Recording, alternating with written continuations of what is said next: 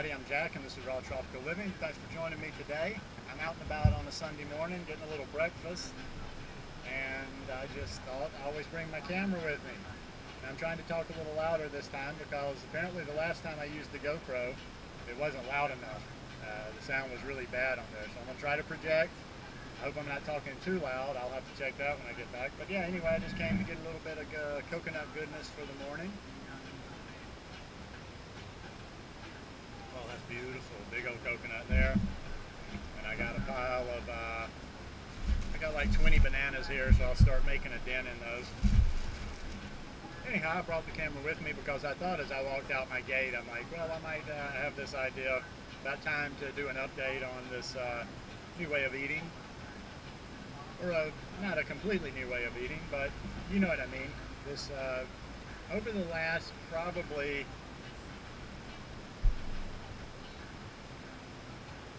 7 weeks, coming up on 8 weeks now, I've really been watching the fat and the salt. In that time, I can remember one Sunday I'd used the salt. So I'm basically right now, I'm no fat. I mean, I'm no salt. And I'd say very low fat. I actually started thinking about the numbers one day a couple of weeks ago, or last week, and I realized, yeah, I think I'm well under the 10% because I started adding up the amount of fat I'm getting in a week.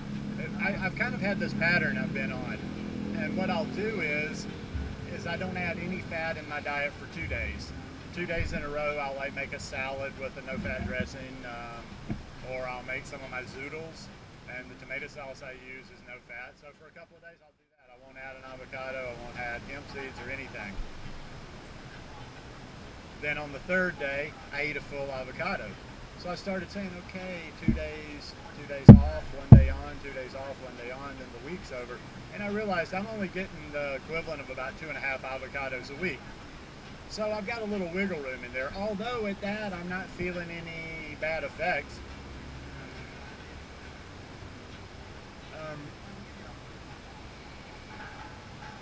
You know, I was eating pretty clean, and I wasn't exactly eating high fat before I started doing this. So I'm not going to sit here. There's not like these big drastic changes that I can claim. I have noticed during this time, and I don't know if that's a combination or if that's more of the salt than leaving out the fat or lowering the fat and not using oil. I mean, I quit using, except for just every once in a while, I've pretty much cut oil over the past 6 months. But yeah, I do notice the waistline just a little bit tighter. I can definitely see a little bit of difference in there. I haven't upped the exercise level, so I'm thinking it's got to be the diet.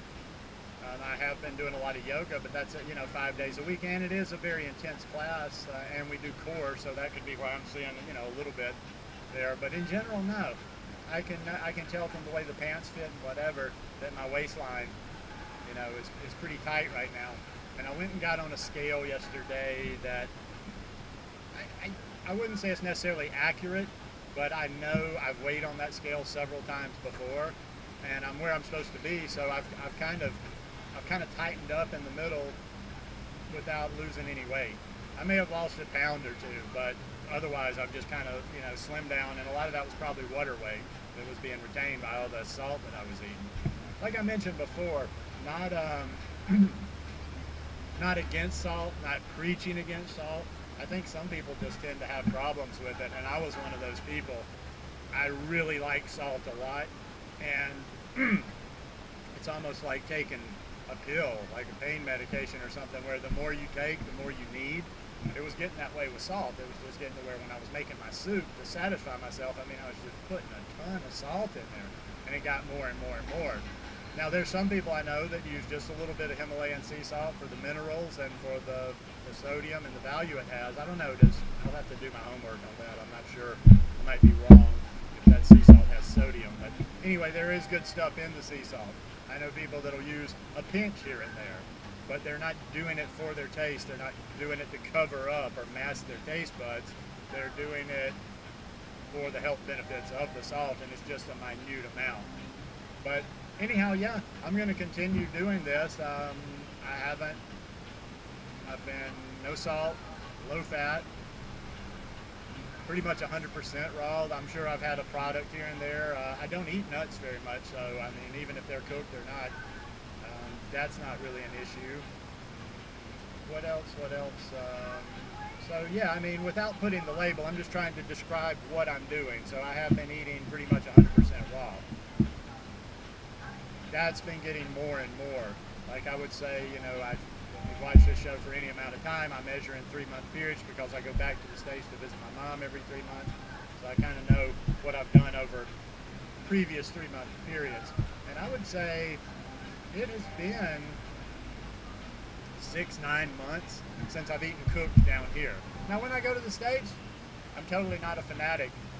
And there's things I enjoy that are there, and then there's just things because it's more convenient to eat like that when I'm there. I eat my potatoes, I steam vegetables quite a few times while I'm there. Well, I can tell you one meal I'm going to get again, I'm going to get it probably every time I go, is I make a big pot of peas, something similar to black-eyed peas, either purple hull peas or whatever, and I do a big pot of collard greens or spinach or turnip greens with that.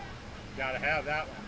But the one thing I do notice as I go home now, and I do eat some of the cooked food, is I don't put the fat on there. It's clean cooked food. Anyhow, we're not into the subject of cooked food.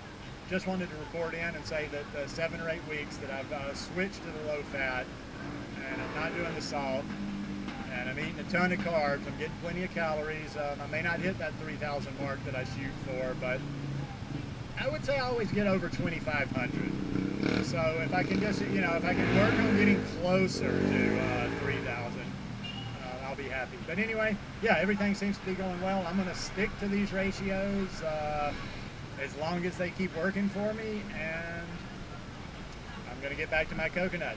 Thanks for joining me today. If you like this one, give me a thumbs up, and please subscribe, and come back and join me again.